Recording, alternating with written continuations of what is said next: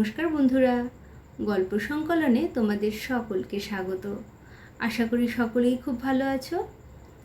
আজকের গল্প সব জানতা, লিখেছেন সুকুমার রায়। শুরু করছি গল্প সব জানতা। আমাদের সব জানতা দুলিরামের বাবা কোনো একটা খবরের কাগজের সম্পাদক।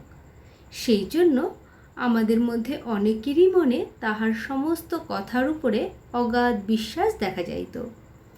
যে কোনো বিষয়েই হোক, জার্মানির লড়াইয়ের কথাই হোক আর মোহনবাগানের ফুটবলের ব্যাখ্যাই হোক, দেশের বড় লোকেদের ঘরোয়া গল্পই হোক আর নানা রকম উৎকট রোগের বর্ণনাই হোক, যে কোনো বিষয়ে সে মতামত প্রকাশ করিত।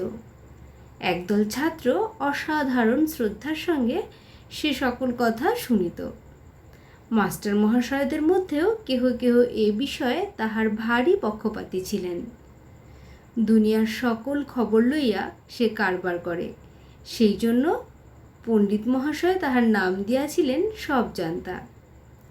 আমার কিন্তু বরাবরই বিশ্বাস ছিল যে সব জানতা যতখানি পাণ্ডিত্য দেখায়, আসলে তাহার অনেকখানি উপর চালাকি। দু চারিটি বড় বড় শোনা কথা আর খবরের কাগজ পড়িয়া ২-১০টা খবর, এই মাত্র তাহার পুঁজি। তারই উপর রংচং দিয়া নানা রকম বাজে গল্প জুড়িয়া সে তাহার বিদ্যা জাহির করিত। একদিন আমাদের ক্লাসে পণ্ডিত মহাশয়ের কাছে সে নায়েগ্রা জলপ্রপাতের গল্প করিয়াছিল। তাহাতে সে বলে যে নায়েগ্রা ১০ মাইল উঁচু ও ১০০ মাইল চওড়া। একজন ছাত্র বলিল, সে কি করে হবে, এভারেস্ট সবচেয়ে উঁচু পাহাড়, সেই মোটে ৫ মাইল। সব জানতা তাহাকে বাধা দিয়া বলিল, তোমরা তো আজকালকার খবর রাখো না। যখনই তাহার কোনো কথায় আমরা সন্দেহ বা আপত্তি করিতাম, সে একটা যা তার নাম করিয়া আমাদের ধমক দিয়া বলিত, তোমরা কি অমুকের চাইতে বেশি জানো? আমরা বাহিরে সব সহ্য করিয়া থাকিতাম, কিন্তু এক এক সময় রাগে গা জ্বলিয়া যাইত। সব জানতা যে আমাদের মনের ভাবটা বুঝিত না তাহা নয়, সে তাহা বিলক্ষণ বুঝিত এবং সর্বদাই এমন ভাব প্রকাশ করিত যে আমরা তাহার কথাগুলো মানি বা না মানি, তাহাতে কিছুমাত্র আসে যায় না।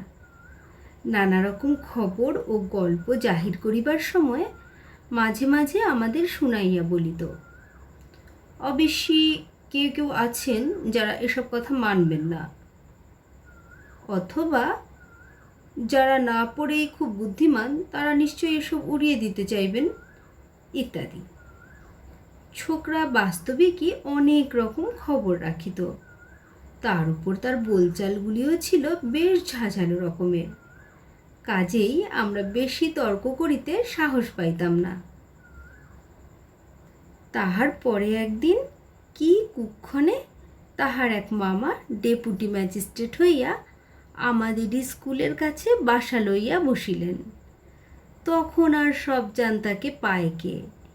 তাহার কথাবার্তার দৌড় এমন আশ্চর্য রকম বাড়িয়া চলিল যে মনে হইত বুঝিবা তাহার পরামর্শ ছাড়া ম্যাজিস্ট্রেট হইতে পুলিশের পেয়াদা পর্যন্ত কাহারও কাজ চলিতে পারে না।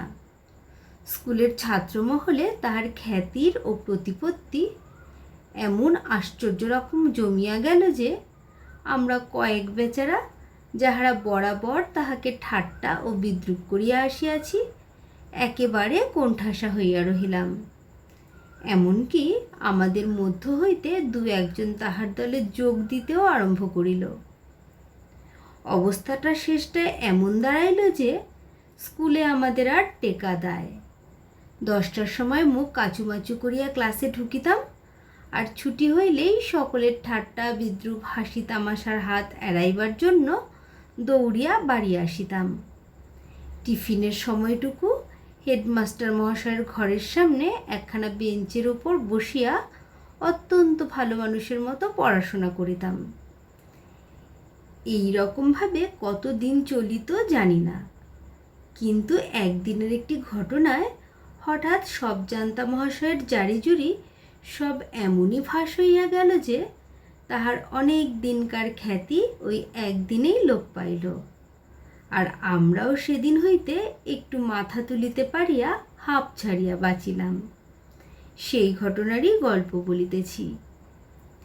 একদিন শোনা গেল লোহারপুরের জমিদার রামলাল বাবু আমাদের স্কুলে ৩,০০০ টাকা দিয়াছেন একটি ফুটবল গ্রাউন্ড ও খেলার সরঞ্জামের জন্য। আরও শুনিলাম রামলাল বাবুর ইচ্ছা সেই উপলক্ষে আমাদের একদিন ছুটি ও একদিন রীতিমতো ভোজের আয়োজন হয়। কয়দিন ধরিয়া এই খবরটাই আমাদের প্রধান আলোচনার বিষয় হইয়া উঠিল। কবে ছুটি পাওয়া যাইবে, কবে খাওয়া এবং কি খাওয়া হইবে, এই সকল বিষয়ে জল্পনা চলিতে লাগিল। সব জানতা দুলিরাম বলিল, যেবার সে দার্জিলিং গিয়াছিল সেবার নাকি রামলাল বাবুর সঙ্গে তাহার দেখা সাক্ষাৎ এমনকি আলাপ পরিচয় পর্যন্ত হইয়াছিল। রামলাল বাবু তাহাকে কেমন খাতির করিতেন, তাহার কবিতা আবৃত্তি শুনিয়া কি কি প্রশংসা করিয়াছিলেন। এ বিষয়ে সে স্কুলের আগে এবং পরে, সারাটি টিফিনের সময় এবং সুযোগ পাইলে ক্লাসের পড়াশোনার ফাঁকে ফাঁকেও নানা অসম্ভব রকম গল্প বলিত। অসম্ভব বলিলাম বটে, কিন্তু তাহার চেলার দল সে সকল কথা নির্বিচারে বিশ্বাস করিতে একটুও বাধাবোধ করিত না। একদিন টিফিনের সময় উঠানের বড় সিঁড়িটার ওপর একদল ছেলের সঙ্গে বসিয়া সব জানতা গল্প আরম্ভ করিল।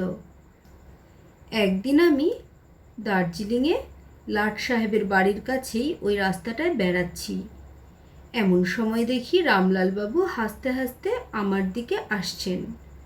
তার সঙ্গে আবার এক সাহেব। রামলালবাবু বললেন, দুলিরাম, তোমার সেই ইংরেজি কবিতাখানা একে একবার শোনাতে হচ্ছে।